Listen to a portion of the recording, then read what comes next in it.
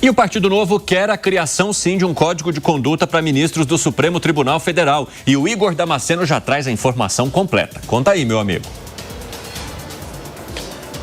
A deputada federal Adriana Ventura, do Partido Novo de São Paulo, já conseguiu colher 46 das 171 assinaturas necessárias para protocolar essa proposta de emenda à Constituição que cria um código de conduta ética para ministros do Supremo Tribunal Federal. Na prática, ela quer que, ao invés de o STF ter o seu próprio código de conduta a ser aplicado para ministros e ministros aposentados, o STF se submeta a esse novo código de conduta a ser criado nesta proposta de emenda à Constituição. O texto quer a percepção social de imparcialidade, integridade, honestidade e boa conduta de ministros do Supremo, além de determinar a regulamentação da participação de ministros em eventos públicos e privados e também a exigência de declaração de remuneração ou benefícios recebidos em atividades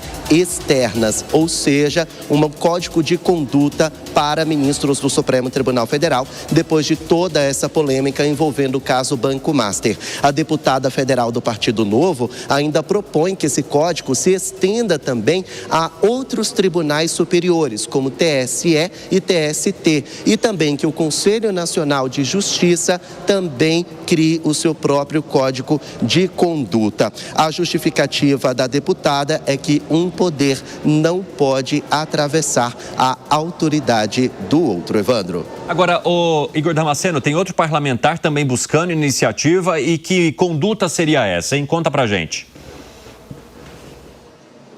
Pois é, trata-se do deputado federal Danilo Forte, do União Brasil, do estado do Ceará. Ele também quer apresentar para depois do Carnaval um projeto que prevê algumas situações envolvendo ministros do Supremo Tribunal Federal, ainda naquela esteira das polêmicas envolvendo o caso Banco Master, que acabou desgastando a imagem do STF. Ele quer, por exemplo, o fim das decisões monocráticas de ministros da Suprema Corte, também com o objetivo de barrá-las a fixação de mandatos para ministros da Corte com prazo em debate entre 10 e 15 anos, ou seja, que os ministros tenham um prazo de mandato ali no Supremo Tribunal Federal e não fiquem no cargo até a aposentadoria compulsória, por exemplo. Outra regra é a ampliação da participação do Congresso no processo de indicação, ou seja, o Executivo, o presidente Lula, indica uma pessoa para o Supremo e haja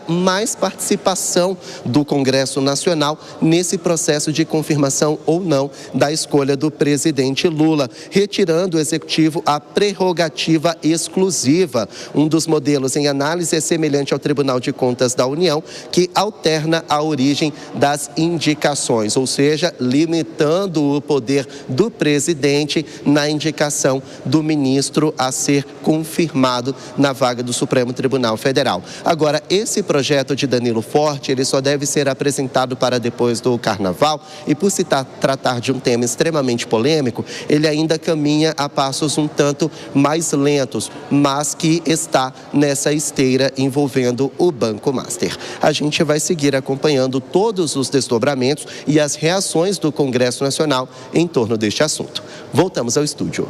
Valeu, Igor Damasceno. Eu já quero conversar com o Roberto Mota sobre essas estratégias que começam a aparecer do Legislativo, Roberto Mota. Isso pode criar, avançar, diante do que a gente sabe que é, digamos assim, vamos falar de uma maneira bem comum, né? Do rabo preso que muitos parlamentares têm com o Supremo Tribunal Federal diante de processos que envolvem os parlamentares lá? E essa é a grande questão, Cine. Se isso não for endereçado, nada vai ser resolvido.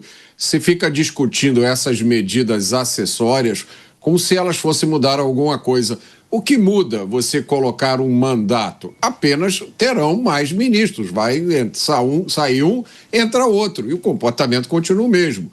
O que muda com a maior participação no Congresso, do Congresso na indicação dos ministros? Ora, o Congresso já tem uma função importantíssima. É o Senado que aprova ou não os candidatos indicados. E quantos candidatos já foram reprovados pelo Congresso desde 1988? Nenhum.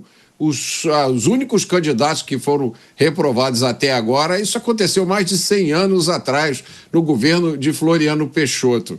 Então, a melhor medida, a medida mais corajosa seria adequar as funções da Corte às funções de uma Corte Constitucional.